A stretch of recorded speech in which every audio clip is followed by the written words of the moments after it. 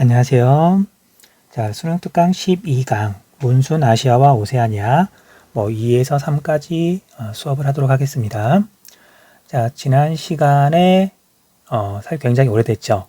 오랜만에 수업을 찍고 있는데 어쨌든 지난 시간부터 하는 내용은 거의 복습이에요. 1년 가까이 세계지리 수업을 하면서 주요 국가에 대해서 여기저기에서 이런저런 내용들을 많이 했거든요. 이제 그런 내용들을 정리하고 그 다음에 앞에서 미처 다루지 못했던 부분들 조금만 더 추가하면 돼요. 그리고 여기는 정리하는 단원이기 때문에 앞으로도 마찬가지지만 원인과 결과를 따진다기보다는 그냥 그렇구나 그래서 중요한 부분들만 외우면 돼요. 어려운 부분은 없고요. 그냥 성실하게 여러 번 반복해서 보면 누구나 다 쉽게 할 수 있는 부분이니까, 그리고 시간도 얼마 안 걸리니까 가벼운 마음으로 수업을 한번 해볼게요. 자, 먼저 주요 자원의 분포와 이동. 자, 주요 자원의 분포. 자, 몬순 아시아와 오세아니아에는 굉장히 많은 나라가 있지만 하나하나 다 다루지는 않아요. 그건 여러 번 하기도 했었고요. 주요 국가별로 포인트들만 한번 잡아가지고 정리를 하도록 할게요. 자, 우리 중국은 앞에서 너무너무 많이 이야기가 나왔었죠. 자, 그래서 중국 하면은 세계에서 석탄 매장량이 제일 많고 그 다음 석탄 생산량도 제일 많더라. 그거 기억나시죠? 자, 아무튼 읽으면서 이야기해 볼게요. 자, 석탄은 압도적인 1등, 석유는 조금 나오고 천연가스도 조금 나오더라. 근데 중국 내에서 생산량과 그 다음에 소비량을 보면은 석유가 천연가스보다 훨씬 더 많았죠. 그 까닭은 석유는 운송 수단에서 일정 부분 이상 반드시 써야만 하니까 중국도 일정 부분 쓸 수밖에 없는 거죠. 자, 그 다음에 철광석, 구리 등의 광물 자원 매장량이 풍부하다고 되어 있는데 땅덩어리가 워낙 크다 보니까 철광석, 구리뿐만 아니라 거의 모든 자원이 풍부하게 있어요. 자, 그 가운데 석탄은 생산량이 세계에서 절반 정도를 차지해서 독보적인 1등. 그 다음에 희토류는 자, 오른쪽에 보면 설명이 나와 있는데 희귀한 흙, 광물이란 뜻이에요. 그래서 양은 적긴 하지만 오늘날 첨단 산업에서 굉장히 중요하게 쓰이는 광물 종류를 묶어서 희토류라고 해요. 자, 그런데 희토류를 생산하는 과정에서 환경 오염이 굉장히 심하기 때문에 선진국들은 자기 나라에 희토류가 있어도 쉽게 개발을 못해요. 그런데 우리 중국 공산당이 하라면 해야 되니까. 자, 그래서 전 세계 희토류 생산량의 거의 90% 정도를 중국이 생산하고 있다고 그러더라고요. 자, 희토류 특정 광물이 아니라 여러 가지 조금밖에 나오지 않는 광물들을 묶어서 부르는 말인데 오늘날 첨단 제품에서 꼭 필요한 물질이더라. 그 정도만 기억해 두시면 될 것 같아요. 자, 그런데 중국은 굉장히 빠르게 산업화가 진행이 됐고요. 그러다 보니까 에너지도 많이 쓰고 자원도 많이 쓰게 되는 거죠. 그래서 석탄을 어마어마하게 생산하는데도 불구하고 석탄을 수입하는 국가예요. 철광석의 매장량이 풍부하다고 나와 있지만 철광석도 수입하는 나라예요. 워낙 많이 쓰고 그 다음에 많이 제품으로 만들다 보니까. 자, 중국 너무 중요하니까 나중에 꼼꼼하게 다시 한번 더 보세요. 그 다음 동남 및 남부아시아는 나라별로 외울 필요는 없고요. 그냥 전체적인 특징만 정리하시면 돼요. 자, 석유와 천연가스는 인도네시아, 브루나이 등에서 주로 생산된다고 나와 있는데 자, 석유, 천연가스는 동남 및 남부아시아가 사실 주인공은 아니죠. 서남아시아 그런 데가 주인공이잖아요. 자, 그래서 얘는 그냥 써놓은 거니까 넘어가시면 되고요. 자, 그 밑에 있는 주석은 체크를 좀 해주세요. 자, 주석과 구리를 섞으면 청동기가 되죠. 자, 그거 말고도 주석은 밑에도 다음에도 설명이 나오지만 통조림을 만들 때 내부를 코팅하는 재료로 쓰기도 하고 그래요. 자, 오늘날 현대사회에서도 많이 쓰고요. 주로 나오는 나라는 인도네시아하고 말레이시아라고 되어 있는데 그냥 동남아시아 지역이라고 생각하셔도 돼요. 자, 아무튼 주석하면 인도네시아, 말레이시아 이건 외우는 거니까 그냥 넘어가시면 되고요. 그 다음에 플랜테이션을 통해 바나나, 커피 등의 기호 작물을 생산한다고 되어 있는데 우리 커피 앞에서 한번 했던 내용이지만 다시 한번 좀 정리 좀 해둘게요. 자, 커피를 전 세계에서 제일 많이 생산하는 나라는 당연히 브라질이죠. 브라질. 자, 그런데 두 번째로 많이 생산하는 나라가 어디였었죠? 그렇죠. 베트남이었었어요. 베트남. 자, 건기와 우기가 뚜렷한 열대 기후 지역에서 커피를 많이 재배하고요. 우리 베트남은 우리가 열대 몬순의 영향을 받긴 하지만 건기와 우기가 뚜렷해서 커피 생산에 알맞죠. 그 다음에 세 번째 나라는 콜롬비아고요. 그 다음에 네 번째 나라가 인도네시아여서 베트남과 인도네시아, 동남아시아에 있는 국가인데 커피 생산량이 많아서 아시아가 대륙별로 따지면 전 세계에서 두 번째로 커피 생산량이 많았었죠. 특히 베트남 기억 좀 해두세요. 그 다음에 천연 고무라고 되어 있는데 자, 여러분들 우리가 뭐 타이어에 들어가는 고무 같은 거 있죠. 이게 뭐 화학 고무도 있지만 천연 고무도 굉장히 많아요. 뭐 값은 당연히 더 비싸고요. 자, 이런 고무는 천연 고무는 고무나무라는 데서 즙을 짜서 짠다기보다는 즙을 이용해서 즙이라 그래야 되나 수액이라 그래야 되나 아무튼 상처를 내면 이렇게 수액이 나오는데 그걸 이용해서 만들어요. 그래서 천연 고무의 원료가 된다고 해서 그런 걸 원료 작물이라고 하죠. 면화, 목화 같은 것도 원료 작물에 해당하고요. 뭐 넘어가시면 되고요. 그 다음 우리 오스트레일리아. 자, 여기는 별표를 뭐 한 5개쯤 해도 괜찮아요. 사실 오스트레일리아는 땅덩이는 굉장히 넓잖아요. 뭐 기후에서도 많이 물어봤지만 사실은 오스트레일리아는 지하 자원이 굉장히 풍부해서 그리고 이제 나라에 인구가 얼마 없다 보니까 뭐 공업은 별로 발달하지 않거든요. 그래서 그 수많은 지하 자원, 풍부한 지하 자원을 채굴해서 대부분 외국에 수출해요. 자, 다른 나라에 영향을 많이 미치는 거죠. 그래서 오스트레일리아 지하 자원은 굉장히 자주 물어봐요. 자, 앞에서도 한번 다룬 적 있었던 것 같고 뒤에서도 계속 나올 거니까 여기서 한 번 더 이야기를 하도록 할게요. 자, 먼저 철광석. 자, 철광석의 포인트를 먼저 정리를 하자면요. 철광석은 자원 특성상 안정 육계에서 나오죠. 안정 육계.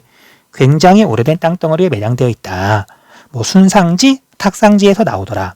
자, 그런데 우리가 오스트레일리아에서 순상지, 안정 육계가 어느 부분에 있었죠? 혹시 기억나시나요? 서북부라고도 하고 그냥 오스트레일리아의 서부 지역이라고도 하는데 오스트레일리아의 서쪽에 이렇게 뭔가 표시가 되어 있다. 철광석이라고 생각하시면 돼요. 됐죠? 자, 그 다음에 석탄은 자, 석탄 그럼 이제 자연적으로 떠올라야 되는 말들이 있죠. 신기조산대, 고기조산대. 그렇죠.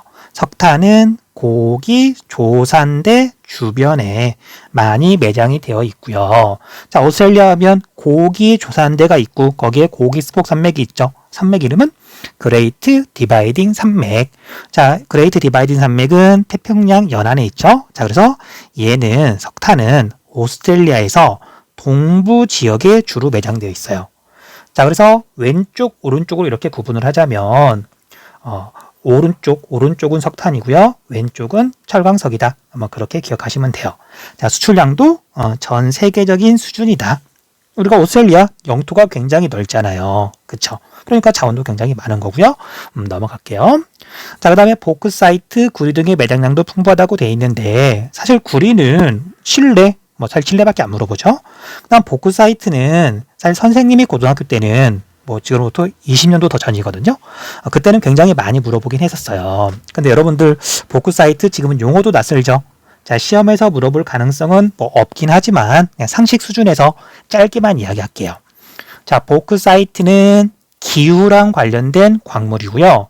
열대 기후에서 기후 때문에 만들어지는 거예요. 됐죠? 열대 기후라는 걸 기억해 두시면 되고요. 자, 그러면 오스트레일리아의 북부 지역이 되겠죠. 거기에 많이 매장되어 있고요.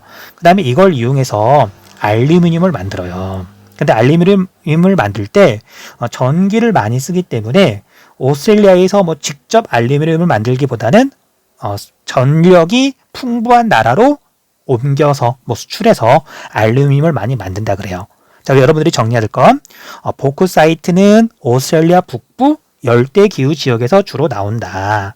그리고 이 보크사이트를 이용해서 알루미늄을 많이 만들기 때문에 그냥 그 정도만 기억해 두시면 돼요. 됐죠? 넘어갈게요. 자, 그 다음에 주요 자원의 이동. 자, 이동은 굉장히 중요하죠. 굉장히 풍부하고 무언가가 남는 지역에서 그걸 많이 쓰고 부족한 지역으로 이동하는 거잖아요.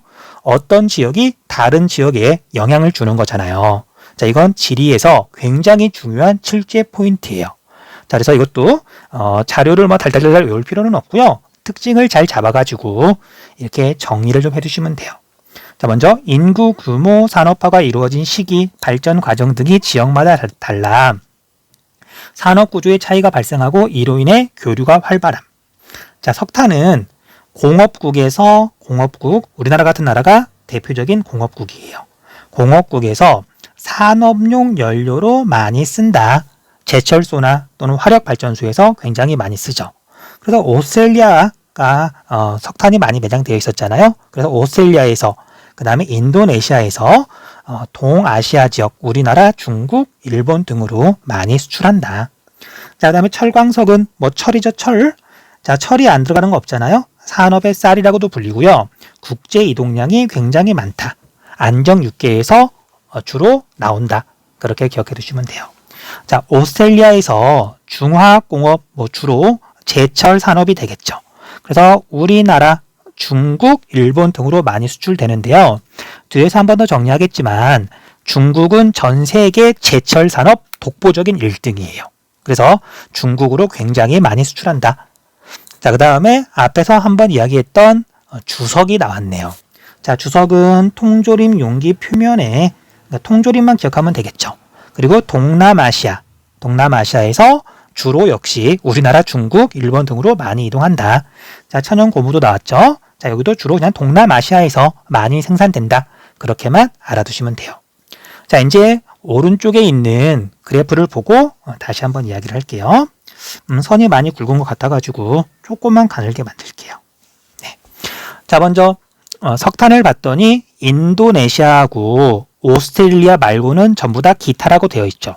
두 나라가 굉장히 중요한데 비율을 봤더니 거의 비슷하잖아요. 1등, 2등 외울 필요는 없고요. 인도네시아와 오스트레일리아가 석탄 수출량 공동 1등이다. 그렇게 기억해 두시면 돼요. 자, 실제로 얘는 2017년 자료인데 연도가 달라지면 순위가 바뀌기도 해요. 아마 여러분들 기출문제를 풀다 보면 좀 오래된 자료에서는 오스트레일리아가 석탄 수출량 1등으로 나올 거예요. 뭐 통계라고 하는 건 당연히 세상이 변하니까 얼마든지 달라질 수 있는 거죠. 넘어가시면 되고요. 그 다음 철광석은 독보적으로 오스트레일리아가 1등이죠. 전 세계 철광석 수출량의 절반이니까요. 자, 그래서 이제 국가별로 만약에 자원을 정리한다. 그러면 석탄만 있으면 인도네시아가 될 것이고요. 그 다음에 석탄과 철광석 두 가지가 있으면 오스트레일리아가 되겠죠. 그렇게 보고 구분하시면 돼요. 자, 그 다음에 천연 고무는 타이, 인도네시아 국가를 정확하게 기억할 필요는 없고요. 타이, 인도네시아, 말레이시아, 베트남, 동남아시아 지역에서 굉장히 많이 생산된다. 그렇게 정리하시면 되겠죠. 여기까지가 전부 다 동남아시아고 그 다음에 기타에도 동남아시아 국가가 당연히 있겠죠. 그래서 동남아시아 천연 고무 그렇게 기억하시면 돼요. 자, 그 다음에 팜유라고 나오는데 이 팜유는 기름 야자라고 하는 야자 종류인데 열대기후 지역에서 자라는 식물이에요. 그 열매를 이용해 가지고 기름을 만드는 거예요. 팜유. 값이 굉장히 싼 편이어가지고 사실 몸에 좋은 기름은 아닌데 어쨌든 이 팜유를 주로 이제 수출하는 나라는 역시 동남아시아에 있는 국가예요. 인도네시아, 말레이시아. 기타에도 동남아시아 국가가 있을 거니까 천연고무와 더불어서 팜유는 동남아시아가 독보적이다. 그 정도만 기억하면 될 것 같아요. 됐죠? 그 다음에 오른쪽에 봤더니 오스트레일리아의 지하자원, 서쪽은 안정육계 철광석, 동쪽은 고기조산대 석탄. 그렇게만 정리할게요. 자, 이제 제일 마지막으로 내려와가지고 지도가 나오는데 자, 지도에서 더 눈여겨봐야 되는 부분은 화살표가 시작되는 지점이에요. 그쵸? 우리가 지하자원이라고 하는 건 그 지역의 지형, 지질 구조하고 밀접한 관련이 있잖아요. 그리고 우리가 앞에서 공부했던 세계 대지형 그걸 잘 알고 있는 친구라면 여기도 그냥 이렇게 외우는 게 아니라 정리만 하면 될 거예요. 자, 한번 하나씩 살펴볼게요. 자, 먼저 오스트레일리아 지하자원이 굉장히 중요하다 그랬었잖아요.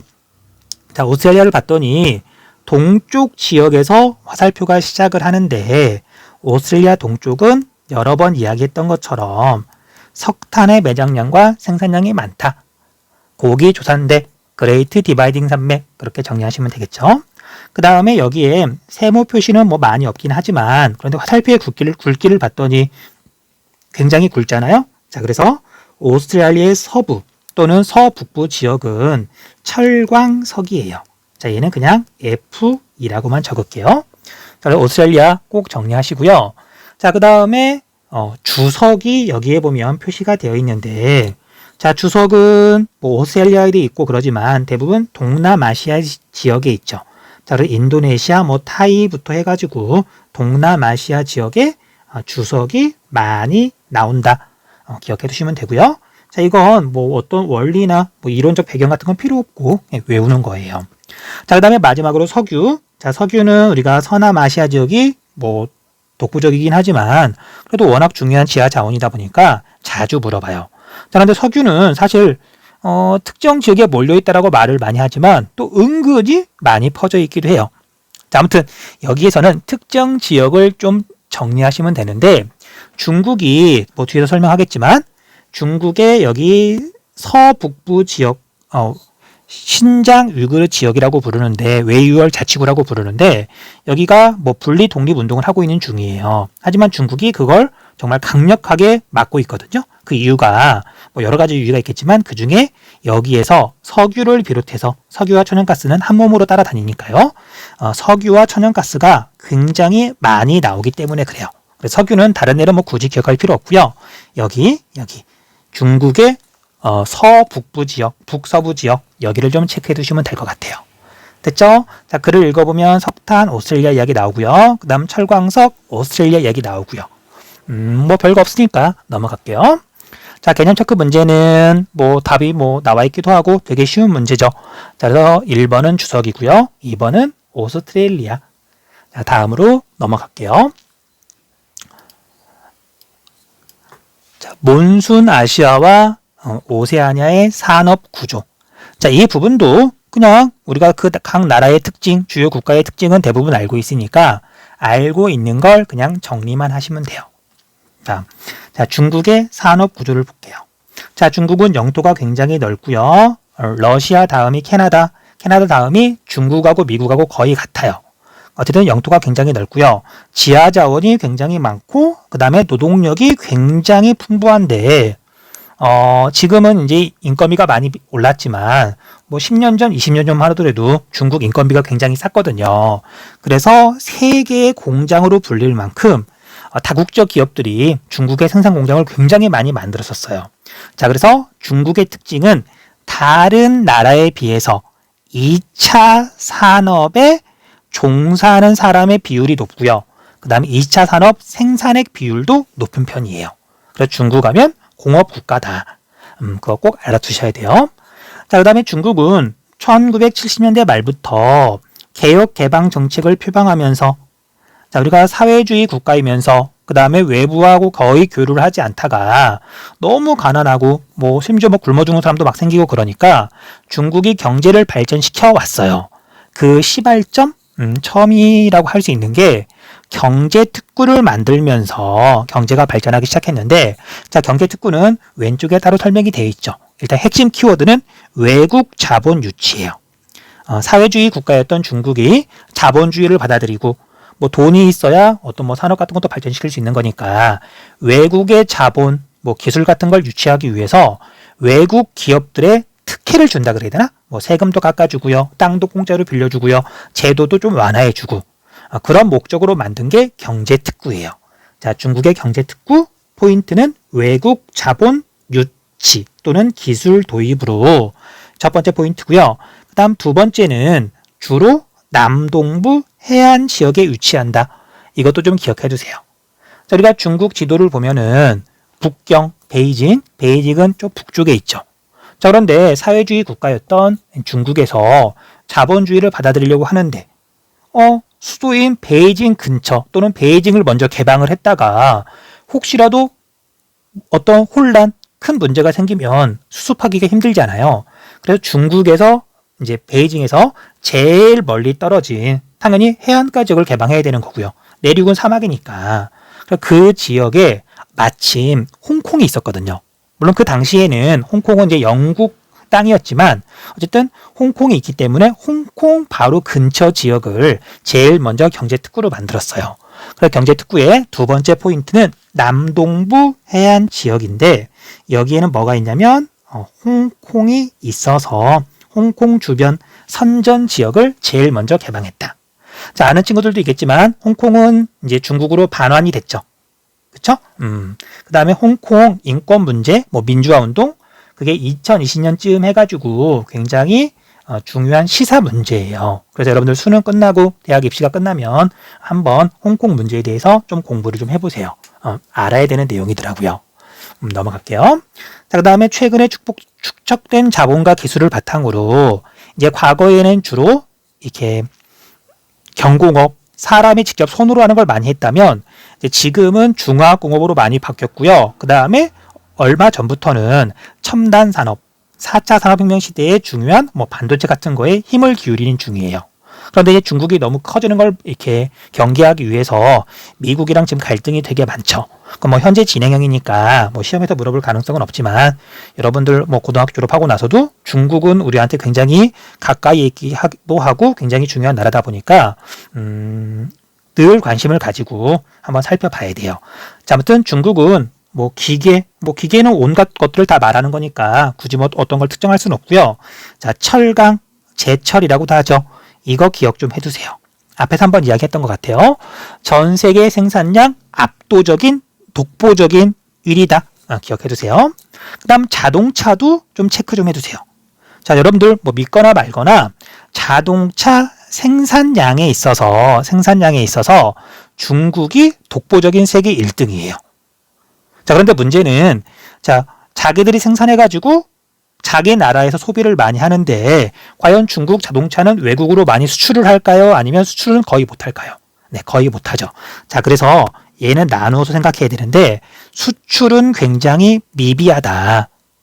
자, 왜냐하면 사람의 인식이 쉽게 안 바뀌거든요. 우리가 중국산 메이드 인 차이나 하면 이미지가 뭐 이런 표현이 조금 적절하지 않을 수도 있지만 싸구려라는 이미지가 있잖아요. 그냥 싼 맛에 쓰는. 그런데 뭐 이렇게 뭐 볼펜이나 뭐 옷이야 뭐 싼 맛에 쓸 수도 있는데 사람 생명하고 관련 있는 자동차를 싼 맛에 쓴다? 좀 그렇잖아요. 그래서 중국은 자동차를 전 세계에서 독보적으로 많이 생산하지만 거의 대부분이 내수용이에요. 그래서 수출은 거의 하지 않는다. 자, 그러면 우리가 자동차 수출로 유명한 나라는 어디가 있을까요?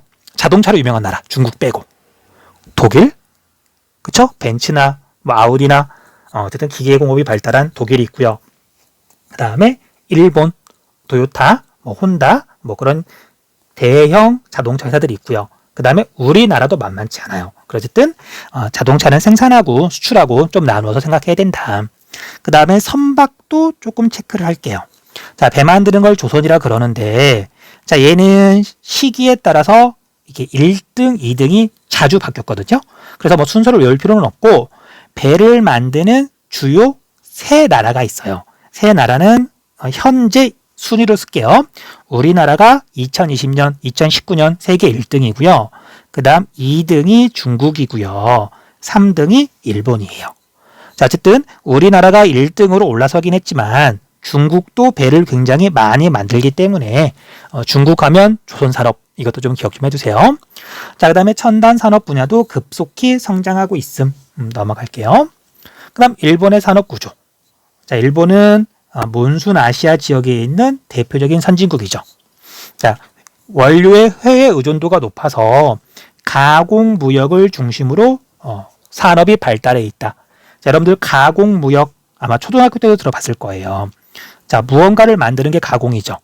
자, 공업이라고 하는 건, 제조업이라고 하는 건 원료를 가지고 제품을 만드는 건데, 자, 일본은 지하 자원이 자기 나라 안에 자원이 빈약하죠. 그럼 우리나라도 마찬가지죠. 그래서 외국에서 원료를 수입해다가 자기 나라 안에서 물건을 만든 다음에 제품을 만든 다음에 자기 나라 안에서도 소비를 하지만 많은 양을 외국으로 수출한다. 그런 산업 구조를 가공무역이라고 그러죠. 그래서 일본뿐만 아니라 우리나라도 비슷하다. 뭐 거의 같죠. 그래서 주요 공업 지역이 해안가에 있는 거잖아요. 우리나라는 남동임의 공업 지역에, 일본은 태평양 연안에 주요 공업 지역이 있다.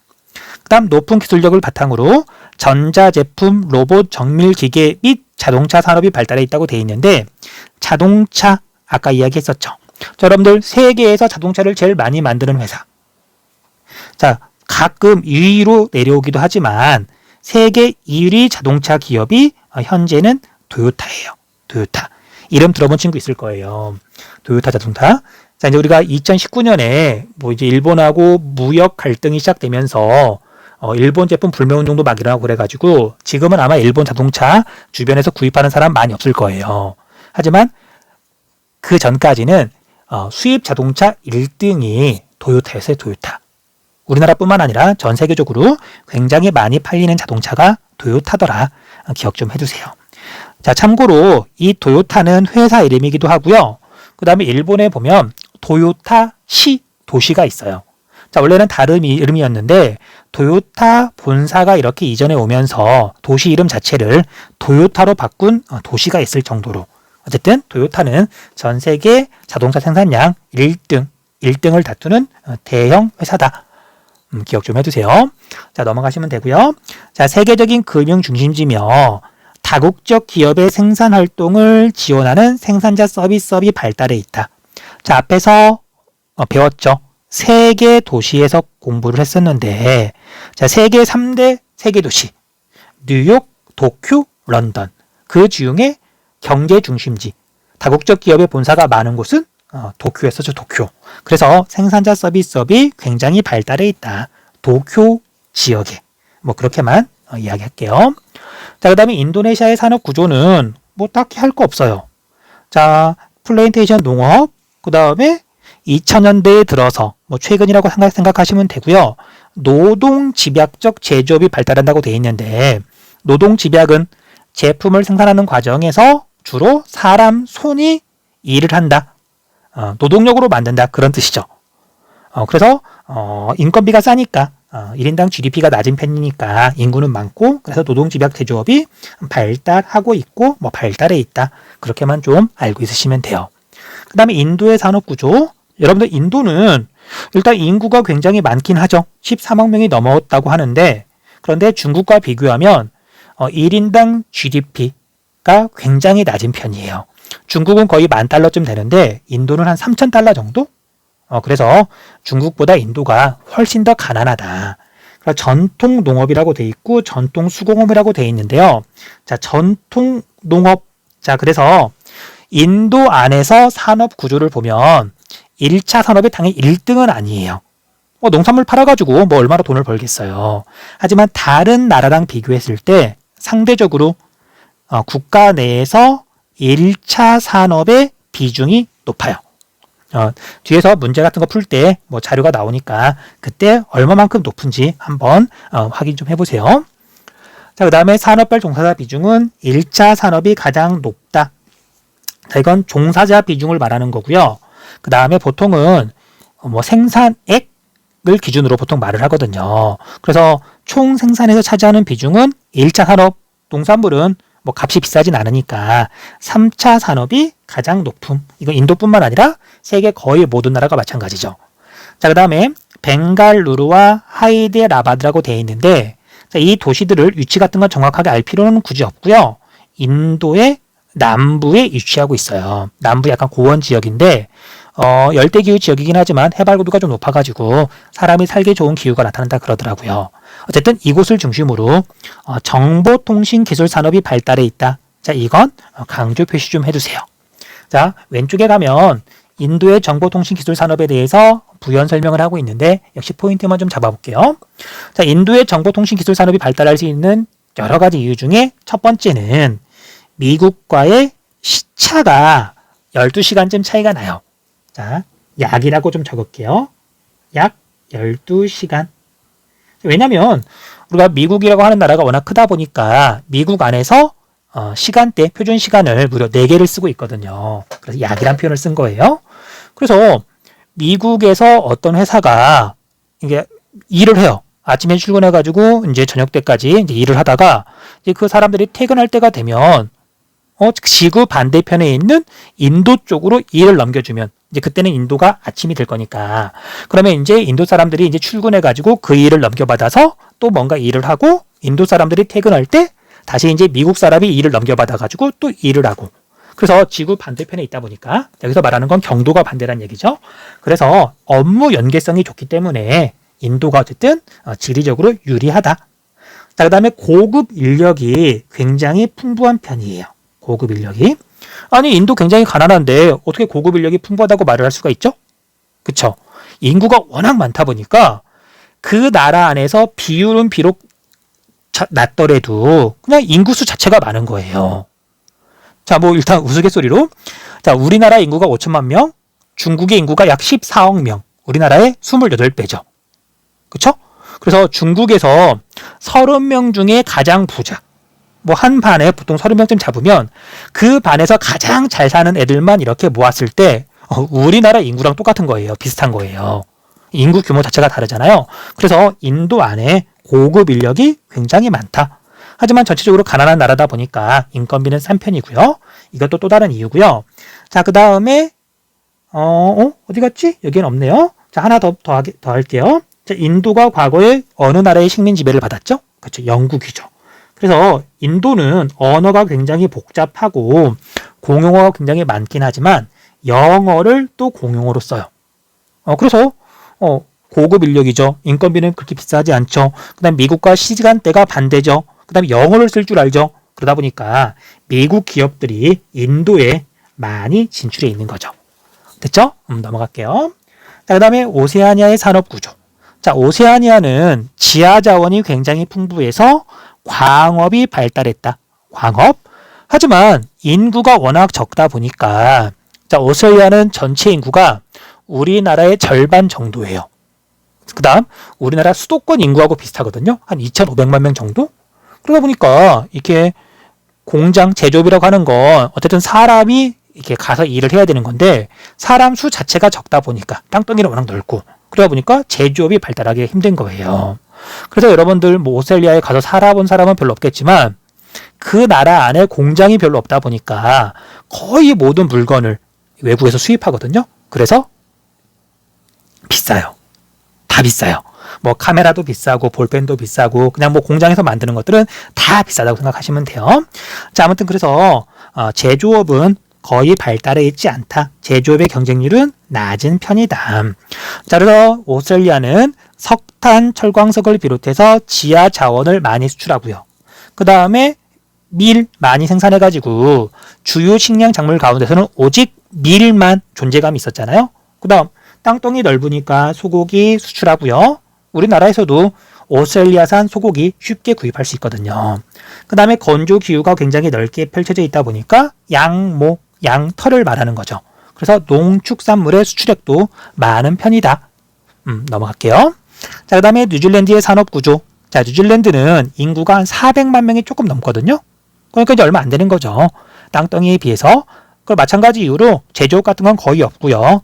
자, 그래서 양털이나 버터 등의 축산물을 주로 수출하고요. 그 다음에 최근에는 뭐 목재업, 관광산업이 발달하고 있었으나 뭐 코로나 때문에 이제 관광산업은 뭐 할 수 있나? 모르겠네요. 거의 할 수가 없죠. 그래서 경제적으로 타격이 굉장히 크다고 그러더라고요. 자, 밑에 있는 지도 보면서 중요한 포인트들 다시 한번 살펴볼게요. 자, 먼저 이 지도에서 기준은 산업별 생산액이에요. 종사자 수 아니에요. 생산액이에요. 자, 그래서 여기에서 먼저 봐야 될 게 가운데에 있는 또는 뭐 따로 적어 놓은 총 생산액인데 중국을 봤더니 앞에가 11조죠. 자, 11조 1991억 달러인데 이걸 외울 필요는 없고요. 이게 세계 2위의 2위. 미국 다음이에요. 국가 총 GDP가. 자, 아무튼 그래서 중국 인구가 어마어마하게 많다 보니까 이 숫자 자체가 달라요. 단위 자체가 달라요. 자, 그 다음에 세계 경제 규모 3위 국가가 놀랍게도 일본이에요. 인구가 1억 2천만 명이 넘다 보니까 그리고 선진국이다 보니까 국가 경제 규모가 굉장히 큰 편이다. 그 다음 자 3위는 어디냐면요. 인도죠. 인도가 인구가 워낙 많다 보니까 한 명 한 명 따지면 소득이 많지 않지만 인구가 워낙 많다 보니까 국가 총 생산액은 경제 규모는 오스트레일리아보다도 크다. 그 다음 당연히 오스트레일리아 경제 규모가 어느 정도 큰 편이고요. 그 다음 인도네시아 경제 규모가 꽤 크죠. 다른 나라들에 비해서. 그 까닭은 인도네시아는 인구가 전 세계 4위죠. 약 2억 6천만 명, 아마 이제 2억 7천만 명 됐을 거예요. 자, 아무튼 이렇게 중국이 총 생산액이 제일 많다는 거, 독보적으로 많다는 거 기억 좀 해두셔야 돼요. 자, 그 다음에 산업 구조별 특징이 뚜렷한 나라들을 또 꼽아보면, 자, 3차 산업의 생산액 비중이 유난히 높은 나라들이 있어요. 선진국이죠. 세 나라만 꼽아볼게요. 첫 번째, 일본. 70%가 넘어가네요. 그 다음에 오스트레일리아, 그 다음 뉴질랜드. 자, 이 나라들이 3차 산업 중심이다. 일단 제조업이 또 유난히 적기도 하죠. 그런데 여기 봤더니 오스트레일리아가 2차 산업이 높다고 나오잖아요. 우리가 2차 산업은 보통 공업이라고 말을 하지만 정확히는 광업과 공업을 합쳐서 부르는 말이에요. 2차 산업은. 여기 오스트레일리아에 있는 이 높은 비율은 공업이 아니라 광업을 기준으로 한다. 됐죠? 그렇게만 좀 알고 있으시면 돼요.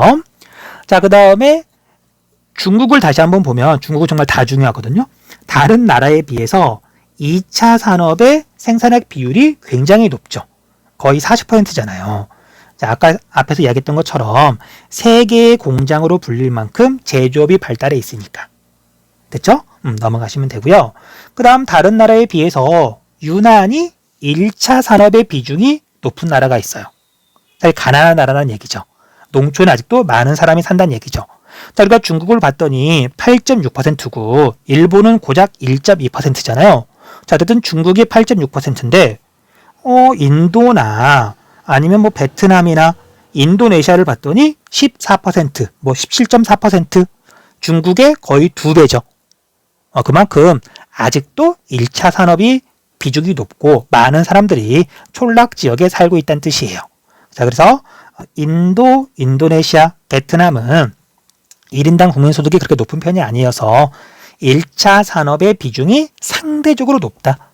그렇게 정리 좀 해주세요. 자, 오른쪽에는 선생님이 방금 말했던 내용들이 글로 간단하게 정리가 되어 있죠. 자, 역시 별거 없으니까 다음으로 넘어가도록 할게요.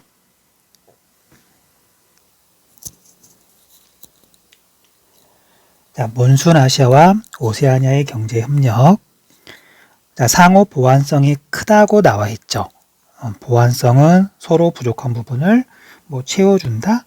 그런 의미가 강한데, 자연 환경과 인문 환경이 서로 달라서 서로가 서로를 필요로 한다. 그런 부분도 있고요. 그 다음 지리적으로 인접한 것도 굉장히 중요한 요인이에요. 자, 이제 전 세계적으로 보면 유럽과 그 다음에 북아메리카가 일단 경제 규모가 크잖아요.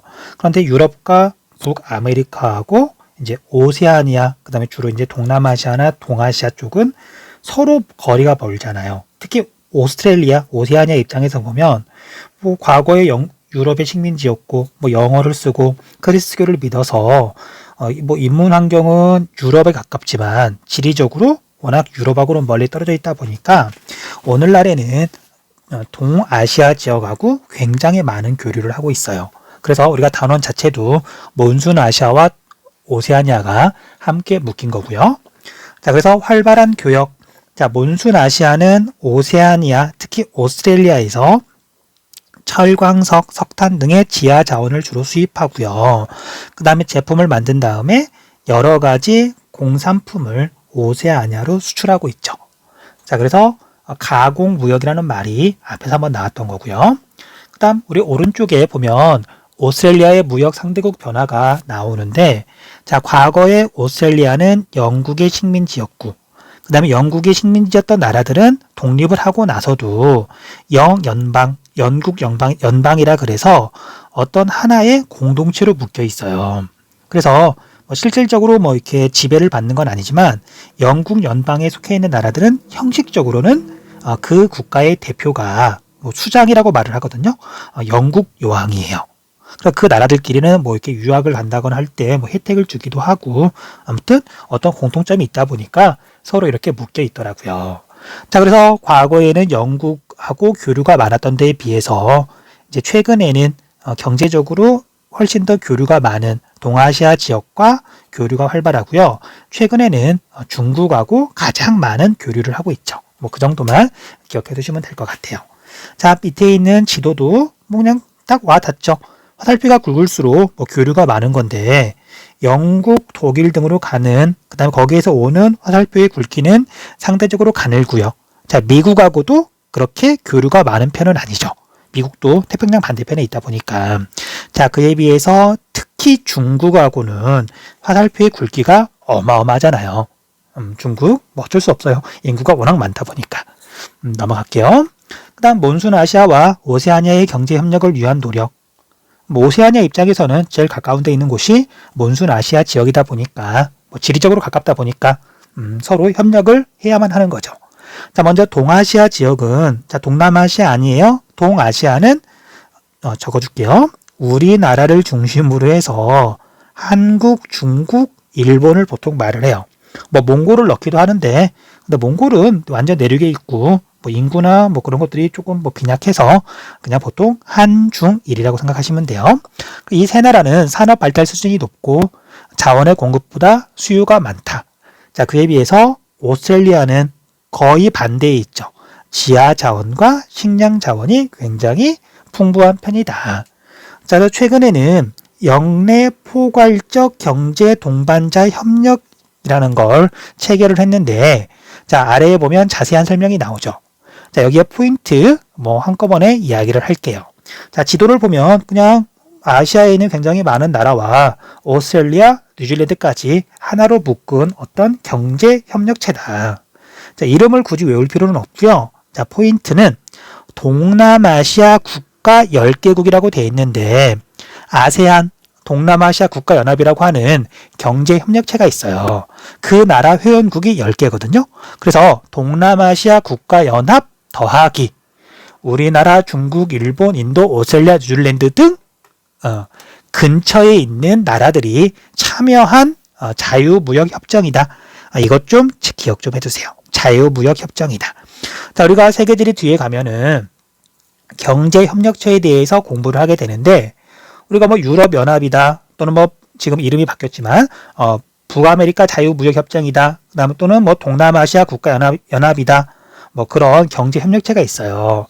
뭐 통합 단계에 따라서 구분하기도 하는데 자, FTA 자유무역협정은 통합 단계 중에서 가장 낮은 수준이에요. 그래서 뒤에 가면 문제가 나오기도 하는데 자유무역협정은 뭐 사람이 이동하게 한다? 그런 거 없고요. 그 다음에 뭐라고 해야 되나? 뭐 자본이 이동한다? 그런 것도 마음대로 할 수가 없어요. 뭐 혜택 같은 게 없는 거예요. 그래서 우리가 자유무역협정은 뭐 자세하게 따지면 여러 가지가 있지만 그냥 여러분들 고등학교 수준에서는 물건이 국경을 넘을 때 세금을 물어요. 세금을 내게 만들어요. 그걸 관세라고 부르는데 관세를 없애는 게 자유무역협정이다. 이 정도 수준이라고만 알고 있으면 돼요. 됐죠? 그래서 어떤 경제협력체가 자유무역협정 수준인데 노동력의 이동이 자유롭다. 또는 뭐 거주의 이전이 자유롭다. 그런 건 다 틀린 설명이 되겠죠. 됐죠? 자, 참고로 뒤에서도 나오겠지만 경제협력체 가운데 통합 정도가 제일 높은 건 유럽연합이에요. 뭐 그렇게만 비교하시면 돼요. 넘어갈게요. 그 다음에 민족 및 종교의 다양성과 지역 갈등. 자, 우리가 뒤에 가면은 그런 지역 갈등 단원이 따로 나오는데 뭐 거기에서 자세히 하도록 하고요. 여기에서는 그냥 예습 정도로 그냥 뭐 중요한 키워드들 그 정도만 좀 정리를 하도록 할게요.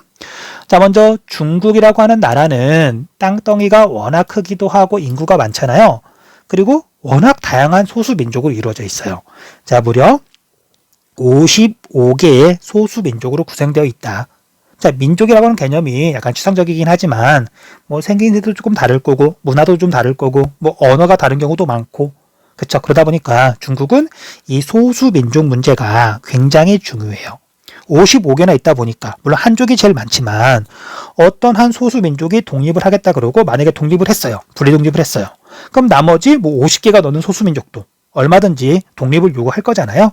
그래서 다른 나라에 비해서 이런 소수 민족 갈등이 많은 나라가 중국이에요. 출제 포인트거든요. 기억 좀 해두세요. 자, 어쨌든 소수민족의 전통을 보호하려는 취지로 자치구, 그런 소수민족한테 어떤 자치할 수 있는 권한을 많이 주는 걸 말하는데 중국 내에는 커다란 자치구가 4개가 있고요. 그 다음에 하나 더 해가지고 5개가 있어요. 근데 시험에서 물어보는 건 이 4개 중에서 보통은 2개, 좀 넓게 말하면 하나를 더해서 3개를 물어봐요. 하나하나 이야기할 거니까 바로 넘어갈게요. 자, 먼저 중국 정부와 소수민족의 갈등. 자, 첫 번째는 티베트족과의 갈등이 있어요. 티베트 고원. 히말라야 산맥이 만들어지면서 중국 쪽으로 높게 솟은 고원이 티베트 고원이잖아요. 거기에 살고 있는 민족이 티베트족이에요. 자, 티베트족은 1950년대까지는 자기들의 나라가 있었고요. 중국이 강제로 침공해서 지금은 중국이 돼버린 곳이에요. 그 뒤로 계속해서 분리 독립을 요구하고 있는데 앞에서 이야기했던 이유로 중국이 분리 독립을 강력하게 이렇게 막고 있는 중이에요. 뭐 그 외에도 이렇게 중국에서 큰 강들이 대부분 해발로도가 높은 티베트 고원에서 시작하다 보니까 뭐 수자원 문제라든지 그다음 뭐 인도하고 사이에 어떤 완충 지역이라든지 그런 역할도 하고 있기 때문에 티베트 지역, 티베트 쪽이 거주하고 있는 곳을 절대 독립시키려고 하지 않고 있죠. 자, 티베트족이 살고 있는 곳은 중국의 남서부 지역이다. 물론 지형 또는 위치를 잘 기억한 친구들은 뭐 헷갈리지 않겠지만 중국의 남서부 지역이다. 기억 좀 해두세요. 그 다음 위구르족도 굉장히 심각한 문제가 되고 있어요. 실제로 독립에 대한 요구도 높고요. 뭐 유혈 사태, 사람이 죽는 경우도 많고 단 이제 중국이 워낙 이렇게 탄압 또는 이렇게 뭐 언론 탄압 또는 이렇게 그런 걸 제어하다 보니까 그러니까 우리가 그런 소식을 잘 접하지 못하고 있지만 굉장히 심각한 사태들이 많이 일어나는 곳이에요. 자, 우리가 위구르족은 오른쪽에 보면 설명이 되어 있는데 신장 외유월 자치구라고 되어 있는데 자, 이걸 그냥 우리 한글로 하면 옛날에는 신장 위구르 자치구라 그랬었어요. 자, 이곳은 중국의 북서부 지역이에요. 북서부 지역. 남서부는 티베트 고원. 자, 북서부 지역은 신장 외유월 자치구. 북서부 지역이고요. 지도에서 반드시 위치 확인해 두셔야 돼요. 자, 여기는 앞에서 이야기했던 것처럼 중국 내에서 석유와 천연가스가 굉장히 많이 나오고요. 그 다음에 여기에 중국의 핵실험장도 있고 그런 여러 가지 이유 때문에 독립을 하고 싶어 하나 중국 정부가 강력하게 탄압하고 있다. 기억 좀 해두세요. 자, 그 다음에 어디 갔지? 아까 이제 이 2가지를 주로 물어본다 그랬잖아요. 하나 더 해가지고 네이멍구 자치구라고 되어 있는데 자, 이걸 그냥 우리 한글로 좀 편하게 쓰면 내몽골 자치구라 그래요. 몽골이라고 하는 나라가 따로 있죠. 과거에는 몽골이었으나 이제 중국 쪽으로 뭐 통합됐다 그래야 되나? 뭐 역사적으로는 좀 복잡한 과정을 거쳤는데 그래서 이쪽도 몽골족이 살고 있고 물론 몽골이랑 붙어있는 지역이에요. 주로 건조 기후 지역이고요. 여기도 중국의 규모가 큰 4대 자치구 중에 하나다. 뭐 그 정도만 기억해 두시면 될 것 같아요. 자, 오른쪽에 있는 개념 체크 문제에서 1번의 답은 중국이고요. 그 다음 2번의 답은 티베트족이죠. 자, 우리가 우리가 티베트라는 말을 중국어로 이제 발음할 때는 시장이라고 말을 해요. 시장 자치구. 티베트 자치구, 뭐 그 정도만 체크하고 넘어가도록 할게요. 자, 몬순아시아와 오세아니아 다음 페이지로 넘어가면 자, 남부아시아의 민족 및 종교 갈등. 자, 우리 남부아시아는 인도와 그 주변을 말하고요. 앞에서 종교를 공부할 때 굉장히 자세히 이야기를 했었죠. 그래서 여기에서는 그냥 복습만 하면 돼요. 여러분들 다 알고 있는 내용이기도 하고요. 자, 그래서 얘도 빠르게 간단하게 이야기하고 넘어갈게요. 자, 힌두교와 불교의 발상지이면서도 이슬람 세력의 침략과 지배를 받아 이슬람교도 굉장히 많이 있죠. 자, 그리고 1947년에 영국으로부터 독립하면서 인도와 그 주변은 인도가 힌두교고요. 그 다음에 파키스탄과 방글라데시가 이슬람교죠. 그 다음에 실론섬에 있는 스리랑카는 불교를 주로 믿어서 그렇게 분리 독립을 했어요. 자, 그런데 여기에 2 나라가 빠졌죠. 자, 첫 번째 나라는 네팔. 동서로 굉장히 길게 뻗어 있고요. 히말라야 산맥에 있는 나라죠. 자, 네팔은 주로 믿는 종교가 그쵸? 인도랑 똑같이 힌두교였었어요. 중요한 부분이었죠. 자, 그 다음에 네팔의 동쪽으로 상대적으로 규모가 작은 역시 산 위에 있는 나라 부탄이 있었죠. 자, 부탄은 주요 종교가 불교였었어요. 자, 그래서 네팔과 부탄까지 해가지고 기억 좀 해주세요. 자, 종교가 다양하다 보니까 그 다음에 영국이 식민 지배를 하면서 참 못된 짓도 많이 했는데 그 중에 하나가 지배 지역에 있는 주민들끼리 서로 다투게 만들면 갈등을 만들면 자기들끼리 이렇게 싸우느라고 이렇게 영국에 대항을 잘 못하거든요. 그래서 영국이 식민 지배를 했던 곳은 대부분 지역 갈등이 굉장히 심해요. 자, 인도 주변도 마찬가지거든요. 자, 그래서 얘 기억 좀 잘 해주세요. 맨날 물어보는 지역이에요. 자, 첫 번째는 힌두교를 믿는 인도. 인도는 주로 힌두교를 믿고 있고요. 그 다음에 인도 내에서 약 10% 정도가 이슬람교를 믿고 있는데 10%가 좀 넘는 걸로 알고 있거든요.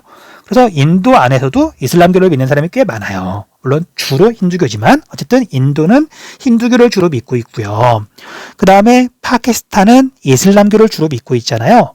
자, 그런데 그 경계 부분에 카슈미르 지역이라는 게 있어요. 지역 이름이에요. 뭐 우리나라로 치면 뭐 경기도, 경상북도처럼 인도 대륙에 있는 지역 이름인데 여기를 두고서 인도와 파키스탄이 힌두교를 믿는 인도와 이슬람교를 믿는 파키스탄이 수십 년째 심각하게 갈등을 빚어오고 있어요. 심지어 두 나라가 핵무기를 모두 보유하고 있거든요. 그래서 한때는 정말 핵무기를 쏘겠다고 서로 세계 제3차 대전이 일어나기 직전까지 간 적도 있거든요. 지금도 갈등은 계속되고 있어서 맨날 물어보는 지역이다. 자, 우리가 뒤에 가면 다시 한번 이야기하겠지만 이렇게 갈등이 빚어진 이유가 아까 말했던 영국 때문에 그래요. 영국 때문이기도 하고 분리독립을 하는 과정에서 카슈미르 지역에 살던 주민들은 대부분 이슬람교를 믿고 있었어요. 그런데 그 당시 이 지역 지도자가 힌두교를 믿고 있었기 때문에 분리독립하는 과정에서 인도 쪽으로 이렇게 붙기를 원한 거예요. 주민들은 대부분 이슬람교인데 그것 때문에 이제 인도와 파키스탄 사이에 갈등이 시작돼서 오늘날까지 계속되고 있는 지역이에요. 자, 아무튼 카슈미르 지역 굉장히 중요하니까 기억 좀 해주세요. 그 다음 스리랑카는 앞에서 불교를 믿고 있다고 말을 했는데 그런데 인도랑 가까이 있다 보니까 불교만 믿는 건 아니에요. 자, 불교를 믿는 신할리즈족이라고 되어 있는데 종족 이름을 외울 필요는 없고요. 이거 단순 암기할 필요는 없잖아요. 그 다음에 이 인도랑 가까운 지역은 힌두교를 믿는 타밀족의 비율이 상대적으로 높다. 그래서 불교와 힌두교 사이에 심각한 갈등을 빚어봤고요. 그 다음 뭐 평화협정을 맺기도 하고 그랬지만 갈등은 여전히 계속되고 있다고 하더라고요. 자, 아무튼 인도 주변은 인도를 포함해가지고요. 종교 갈등이 굉장히 심한 곳이다. 그렇게만 정리하면 되겠죠. 자, 그 다음 동남아시아의 민족 및 종교 갈등. 뭐 이런 이유들 때문에 민족, 인종 갈등이 일어난다. 자, 주요 뭐 갈등 지역을 봤더니 자, 필리핀의 민다나오 섬. 자, 민다나오 섬 필리핀 체크 좀 해주세요. 자, 여러분 필리핀의 종교가 뭐였죠? 그렇죠. 가톨릭. 좀 넓게 말하면 크리스트교를 주로 믿고 있잖아요. 필리핀은. 그런데 필리핀의 남쪽을 보면은 필리핀의 남쪽 여기는 인도네시아나 말레이시아랑 가깝기도 하고요. 사실은 이제 필리핀이 과거에 에스파냐로부터 뭐 식민 지배를 받기 이전에 당연히 여기 동남아시아 지역이니까 원래는 이슬람교를 믿고 있었거든요. 근데 식민 지배를 받는 과정에서 크리스트교로 바뀌었는데 근데 이제 동남아시아 지역에 가까운 인도네시아나 말레이시아랑 가까운 지역은 이제 여전히 이슬람교를 믿는 사람들이 많이 있는 거예요. 그래서 필리핀 제일 남쪽에 있는 이 민다나오 섬은 이슬람교와 크리스트교 사이의 분쟁, 갈등이 되게 심하다. 여전히 계속 갈등 중이니까 기억 좀 해두셔야 돼요. 자, 아무튼 민다나오 섬은 필리핀 남부에 있다. 그 정도만 기억 좀 해두세요. 자, 그 다음에 미얀마는 어디에 있는 나라냐면 인도와 그 다음에 타이 사이에 있는 나라예요. 자, 그런데 여기는 인도 차이나 반도에 속하기 때문에 기본적으로는 불교를 믿고 있는데 인도랑 가까운 지역에서는 이슬람교를 믿고 있는 사람들이 있대요. 자, 종족 이름은 로힝야족인데 뭐 인도라기보다는 뭐 방글라데시랑 가까운 지역이라고 할게요. 그래서 불교와 이슬람교 사이에 갈등이 있는데 이걸 주인공으로 해서 아직 문제가 나온 적은 없어요. 그런데 비교적 최근에 심각한 뭐 사태가 일어난 적이 있기 때문에 뭐 공부를 여러 번 하다가 이제 여기도 조금 이렇게 외워야 되겠다라는 마음이 들면 미얀마 기본적으로 인도 차이나 반도에 있으니까 불교를 믿지만 방글라데시 바로 옆쪽이기 때문에 이슬람교를 믿는 어떤 종족을 탄압하고 있다. 종교 갈등이 있다. 그렇게 좀 기억 좀 해두세요. 됐죠? 자, 이제 왼쪽에 있는 필리핀의 민다나오 섬, 필리핀의 제일 남쪽에 있는 필리핀에서 두 번째로 큰 섬이라는 거 기억 좀 해두시고요. 자, 그 다음에 자 지도에서는 뭐 갈등 지역이 되게 많이 있는데 딱 3개, 공부했던 3개만 다시 한번 살펴볼게요. 자, 우리가 카슈미르 지역은 어디냐면요. 인도가 있고, 여기 이렇게 인도가 있죠. 인도가 있고, 그 다음에 얘는 파키스탄이고요. 그 다음에 인도와 파키스탄의 경계라고 하긴 좀 애매하죠. 어쨌든 그 사이에 있는 지역이 카슈미르 지역이에요. 여기 써 있는 것처럼 힌두교와 이슬람교 사이에 갈등이 굉장히 심하다. 지금도 갈등 중이다. 기억해 두시면 되고요. 그 다음 방금 설명했던 것처럼 방글라데시와 미얀마 사이라기보다는 미얀마에서 방글라데시랑 가까운 지역은 불교와 이슬람교 사이에 갈등이 있는데 뭐 갈등이라기보다는 불교를 믿고 있는 사람이 이슬람교를 믿고 있는 사람을 민족을 이렇게 탄압하는 거죠. 자, 그 다음에 필리핀 남부 지역의 민다나오 섬은 크리스트교, 필리핀은 기본적으로 크리스트교니까요. 크리스트교를 믿고 있는 사람이 이슬람교를 믿고 있는 사람을 이렇게 탄압한다. 갈등이 심하다. 그렇게만 알아두시면 될 것 같아요. 하나 더 있네요. 여기 스리랑카. 자, 스리랑카는 기본적으로 불교를 믿지만 인도랑 가깝기 때문에 힌두교를 믿는 사람들이 있고 두 종교 사이에 갈등이 있다. 그렇게 정리 좀 해두세요. 카슈미르와 스리랑카와 그 다음에 필리핀, 민다나오 섬, 그 다음에 미얀마. 중요한 부분은 카슈미르와 스리랑카 분쟁이다. 뭐 이 정도만 할게요. 자, 넘어가시면 되고요. 그 다음 이제 오세아니아의 민족 갈등을 보면 자, 이제 오스트레일리아에 이제 유럽인들이 진출하기 전에 그 지역에 원주민들이 있었어요. 그런데 여기에 살던 원주민들은 미국에 살던 뭐 원주민이나 뭐가 비슷하게 유럽 백인들한테 엄청난 탄압을 받고 굉장히 많이 죽기도 했고요. 뭐 총에 맞아 죽기도 하고 뭐 그런 것도 있지만 유럽에서 이렇게 넘어온 전염병 때문에 굉장히 많은 원주민들이 죽었어요. 물론 힘이 없다 보니까 뭐 오늘날에는 이렇게 원주민 보호구역 또는 이제 자연환경이 되게 척박한 곳 그런 곳에 거주하고 있는 경우가 많아요. 자, 어쨌든 근데 시험에서 물어볼 때는 오스트레일리아와 그 동쪽에 보면 뉴질랜드가 있잖아요. 원주민들이 좀 유명해가지고 원주민들의 이름을 직접 물어봐요. 자, 우리가 앞에서 수많은 민족 이름이 나왔는데 거기 민족 이름을 사실 외울 필요는 없어요. 뭐 헷갈리기도 하고 뭐 그게 뭐 중요한 것도 아니고 하지만 오스트레일리아와 뉴질랜드의 원주민 이름은 좀 외워두세요. 자, 먼저 오스트레일리아에 원래 거주하던 원주민들은 에버리진이라고 불러요. 에버리진이 그리고 백인들이 에버리지 원주민들을 굉장히 많이 탄압했고 비교적 최근까지는 아예 사람 취급도 하지 않아서 우리로 치면 뭐 주민등록에 등록도 이렇게 안 돼 있었다 그러더라고요. 그리고 뭐 지금도 대부분 원주민 보호구역에 거주하고 있고요. 숫자는 그렇게 많지 않은 거죠. 넘어갈게요. 자, 그런데 그에 비해서 뉴질랜드에 살고 있는 원주민들은 다른 지역에 있는 원주민들하고 조금 달라요. 워낙 용맹하기도 하고 그 다음에 백인들하고 협상을 잘해서 지금은 되게 조화롭게 뭐 산다 그래야 되나요? 그래서 다른 지역의 원주민들에 비해서 이렇게 권위 같은 게 훨씬 높더라. 자, 그래서 뉴질랜드에 살던 원주민들의 이름은 마오리족이고요. 지금은 뉴질랜드의 공용어가 영어와 함께 마오리어가일 정도로 서로 조화롭게 통합을 강조하고 있다. 그렇게만 좀 알고 있으시면 돼요. 됐죠? 왼쪽에 에버리진이 뭐 추가 설명이 있고요. 읽어보시면 되고요. 자, 개념 체크는 카슈미르 분쟁은 이슬람교와 힌두교. 힌이라고만 적을게요.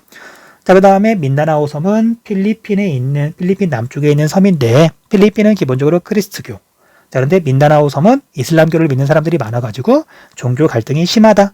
그 다음에 3번은 오스트레일리아의 원주민은 에버리지니. 그 다음에 뉴질랜드의 원주민은 마오리족이다. 자, 얘네들은 직접 물어본다 그랬으니까 여러분들 뭐 이름을 절대 헷갈리면 안 돼요.